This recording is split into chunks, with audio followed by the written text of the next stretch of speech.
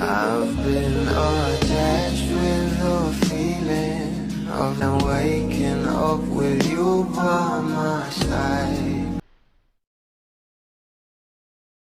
Marami nga talagang mabula ang sobrang sumaya nang malaman nga nila na itong ang ating couple ay nag-out of the country nga at pumunta nga sila sa Thailand.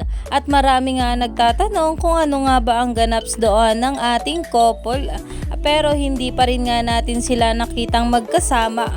Pero bago nga sila umuwi ng Pinas ay talaga namang nag-post sila sa kanilang social media account na talagang magkasama nga sila sa Thailand. Pero dahil nga rin dyan guys ay talaga naman ang mga bashers ay hindi pa rin ito matanggap at sinasabi nga na hindi nga raw bagay itong ating couple.